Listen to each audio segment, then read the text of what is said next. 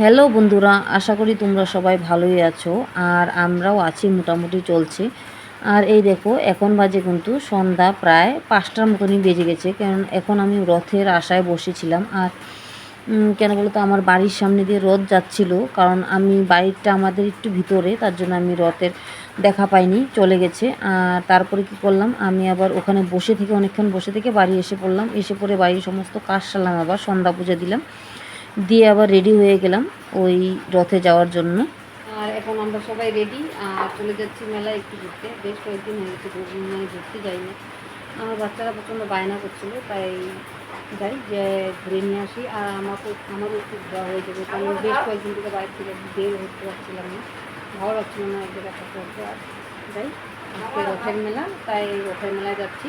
আর ওইদিকে মেয়ে রেডি, ওই যে বর শুয়ে আছে, ছেলেও রেডি। হ্যাঁ, আমি আর আমার মেয়ে, আমার ছেলে আর ভাস্তা, মানে আমরা 4জনই চলে যাচ্ছি। কেন বলো তো, আমরা মানে বেশ কয়েকদিন থেকে বাড়ি থেকে বের হতে পারছিলাম না। তারপরেও বাচ্চারা প্রচণ্ড মানে এক জায়গায় থাকতে থাকতে মানে অস্বস্তি বোধ করছিল। কিন্তু মানে ওদের তো বাইরে নিয়ে যাওয়ার কেউ নেই আমি ছাড়া, তার জন্য আমাকে মানে আসতে হতো। আর 2 নম্বর কথা, মানে ভগবান যদি না চায় তাহলে কিন্তু তোমরা কোনো সময় ভগবানের কাছে যেতে পারবে না। যতই সামনে থাকো, কাছে থাকো, ভগবানের পায়ের কাছে থাকলেও ভগবানের দর্শন করতে পারবে না। কেন বলো তো, সেটা আমি জানি, আমি বুঝি, কারণ আমি ওই জিনিসটা উপভোগ করেছি। কারণ আমি বারবার চেয়েছি ভগবানের কাছে যেতে। কারণ আমি ওই যে সন্ধ্যাবেলা বসেছিলাম, সেটাই তোমাদেরকে বলছি। কিন্তু আমি দর্শনটা করতে পেরেছিলাম, কিন্তু আমি চিনি কলাটা দেওয়ার কথা ছিল, সেটা আমি আর দিতে পারিনি। তারপরও আমি আবার এখানে এসে পড়লাম। কেন বলো তো, মানে আমার মনে একটা খুঁতখুঁতানি ছিল, কিন্তু বাড়িতে প্রচণ্ড ঝামেলা ছিল, তবুও আমি ছুটে এসে পড়লাম। কেন, ভগবান যদি না চায় আমরা কিন্তু কোনো সময় ভগবানের দর্শন করতে পারবো না। ওটা হলো জগন্নাথ বাবার ইচ্ছা, বাবার ইচ্ছাতে আমি চেষ্টা করলাম যে না, আসি, দেখি আমি ভগবানের দর্শন করতে পারি কি না। কারণ আমার ভগবানের মানসিক ছিল, সেটাও আমি আজকে দিতে পারলাম না। এটা আমার মনের ভিতরে একটা দুঃখ ছিল, কিন্তু কিছু করার নেই। কারণ আমার অনেকটা, জানোই, মেয়ে মানুষের অনেক রকম প্রবলেম থাকে, সে কারণে আমরা অনেক কিছু করতে পারি না। তবুও আমি লাস্ট পর্যন্ত চেষ্টা করলাম, করে এসে পড়লাম। কিন্তু এসে দেখি প্রচণ্ড মেলাতে ঢুকলাম বাচ্চাগুলোকে নিয়ে। আর প্রচণ্ড এত ভিড় ছিল, কিন্তু মানে ভিড়ের জন্য আমরা ভিতরে ঢুকতেই পারছিলাম না। যাই হোক, ভিতরে ঢুকলাম। আর ঢোকার পরে ওই দেখো কত ভিড়। আর ওই যে দেখো, আমাদের কিন্তু ওইটা শীতলা বাড়ি, এটাকে বলে শীতলা বাড়ি, আমাদের ফালাকাটা শীতলা বাড়ি। আর ওই জায়গাতে আমার শীতলা ঠাকুরের মানে বাস আর কি। যাই হোক, ওই পাশেই রোডের মধ্যেই মানে আমাদের মেলাটা হয়।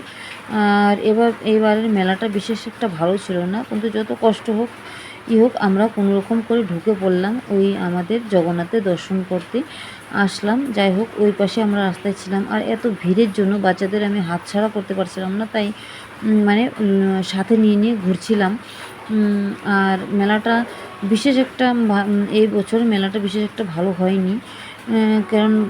কারণ বৃষ্টির কারণে অনেকটাই অসুবিধা হয়ে গেছে। আর লোকজন ছিল ঠিকই, কিন্তু মেলাটা আমাদের এত একটা ভালো লাগেনি। যাই হোক, আমি বাচ্চাদের একটু ঘোরালাম, ঘুরিয়ে টুরিয়ে তারপরে এক জায়গায় একটু দাঁড়ালাম। আর এই যে বাচ্চাদের দেখাচ্ছি, আর বাচ্চাদের মনটা বিশেষ একটা ভালো ছিল না, কারণ এত ভিড়ের মধ্যে ওরা ঢুকতেও পারছিল না।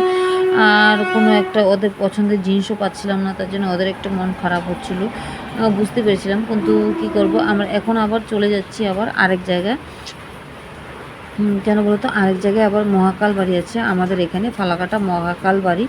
এটা যে কোনো মানুষই চিনবে, তোমরা জিজ্ঞাসা করলেই পাবে। যাই হোক, আর এখানে যে দোকানগুলো আসছে, কিন্তু একটা দোকানও আমাদের কোনো মানে পছন্দের কোনো জিনিস মানে নেই। মানে মেলাটা হলেও মেলাটা সেরকম একটা ভালো ছিল না। যাই হোক, তারপরে আমরা আবার চলে যাচ্ছি আরেক জায়গায়। আর আজকের দিনটা আমাদের বিশেষ একটা ভালো ছিল না, কারণ হাঁটতে হাঁটতে আজকে আমাদের অবস্থা খারাপ হয়ে গেছে। আর এই দেখো, এখানে কিন্তু আমি মহাকাল বাড়িতে এসে পড়লাম। আর মহাকাল বাড়িতে এসে পড়ার পরে আমরা ঢুকেও পড়ছি, এটা আমাদের মহাকাল বাড়ি। এখানে অনেক রকমের পূজা পার্বণ সমস্ত কিছু হয়। আর ওখানেও আমি জগন্নাথের কিন্তু চাল মানে চিনি কলা দিতে পারিনি, চিনি কলা আর যাই যাই হোক দিতে পারিনি, আর বাড়িতেও দিতে পারিনি, ওটা আরেকজনকে দিয়েছিলাম, কারণ আমার বাড়িতে অসুবিধা ছিল তাই আমি বাড়িতে এসে পড়েছিলাম আর দিতে পারিনি। মহাকাল বাড়িতেও আমি চিনি কলা মানে ওই মেলাতেও আমি চিনি কলা পাইনি তাই দিতে পারিনি, কিন্তু এইখানে এসে আমার কথা আমি দিবই, যতটুকু চেষ্টা করছি আমি দেওয়ার জন্য, কিন্তু তাই মানে ওটাই বলছিলাম যে ভগবান না চাইলে কিন্তু কোনো কিছুই হয় না। এই জিনিসটা তোমরা বুঝো কি নাই, কিন্তু আমি বুঝতে পারছি, কারণ আমি হাড়ে হাড়ে টের পাচ্ছি কীভাবে কী হয়। আর এই যে দেখো আমি কিন্তু লাস্ট পর্যন্ত দিতে পারলাম, কিন্তু এটাই মানে ভগবানের ইচ্ছে ছিল যে আমি এই জায়গাতেই এসে দিব, আর যতটুকুই হোক যার মনের বিশ্বাস যেটা সেটাই হবে। আর এখানে কিন্তু ঠাকুরটা ভালোই সাজিয়েছিল, আর আমি আসলাম, আসে মানে চিনি কলাটা লাস্ট পর্যন্ত দিতে পারলাম। আমি ভেবেছিলাম যে দিতেই পারবো না, যাই হোক ওখানে আমি এসে তারপরে আবার সমস্ত মন্দিরটা ঘুরলাম, আর বাচ্চাদেরকেও একটু ঘুরিয়ে দেখালাম, কিন্তু বাচ্চাদের মনটা বিশেষ একটা ভালো ছিল না, কেন বলো তো এত ভিড় গ্যাঞ্জামের মধ্যে ওরা এতটা মানে ফিল করতে পারছিল না। তারপর এখানেও এসেও ওদের এতটা ভালো লাগছিল না, কিন্তু এখানে ওরা ভেবেছিল মেলা হবে কিন্তু হয়নি। যাই হোক ওদেরকে নিয়ে একটু ঠাকুর দর্শন করলাম, করে সম্পূর্ণ আমাদের মণ্ডপটা ঘুরিয়ে দেখালাম। আর এখানে আমরা সবাই আসছি, আমি আমার ভাইস্তা আর যারা যারা আসলাম দেখতেই পেরেছো। আর বর তো সম্ভব নয়, ও এত ভিড় গ্যাঞ্জামে হাঁটতেও পারবে না, যেতেও পারবে না, এই জন্য ওকে রেখে আসলাম। আর আমরাই ঘুরি, আমি বাচ্চাদেরকে নিয়েই ঘুরি বেশিরভাগ, কারণ ও হাঁটতে পারে না, তার জন্য ও কোন জায়গায় যেতে চায় না। আর এখানে আসলাম, দেখো আমাদের রাধা গোবিন্দ, মানে রাধা আর গোবিন্দ, আর তারপরে এই যে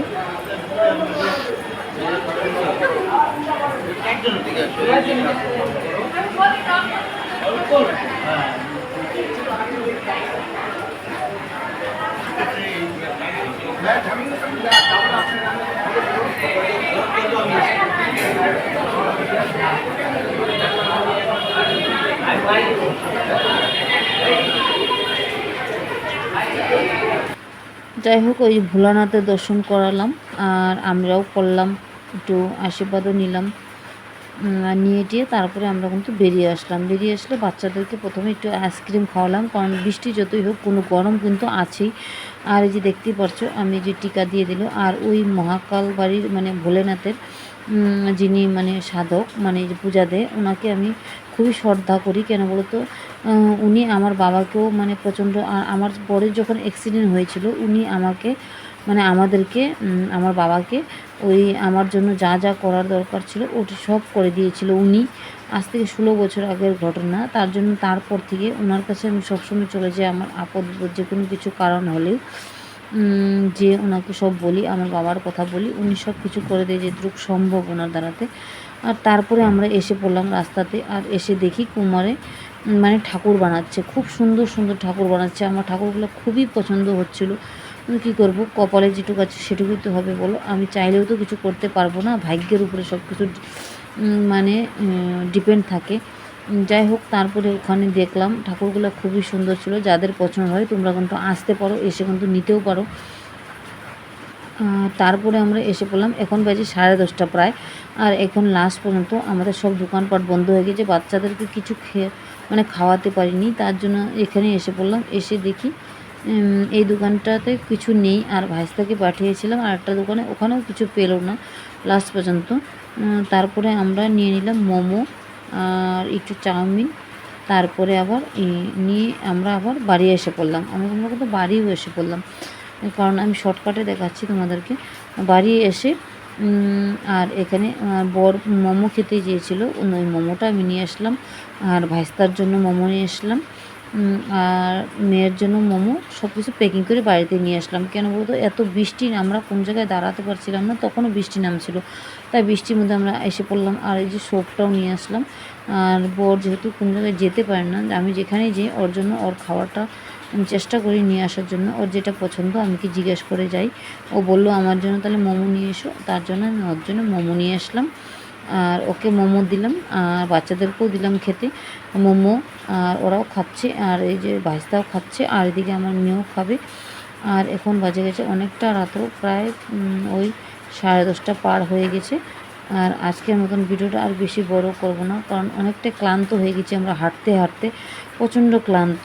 আর শরীর চলছে না, প্রচণ্ড পায়ের ব্যথা হয়ে গেছে, কারণ আমি হাঁটতে পারি না যেহেতু। আজকে কিন্তু অনেকটা হেঁটে ফেলেছি, তার জন্য আমার প্রচণ্ড পায়ের ব্যথা করছে। পায়ের ব্যথার জন্য আমি দাঁড়াতে পারছিলাম না।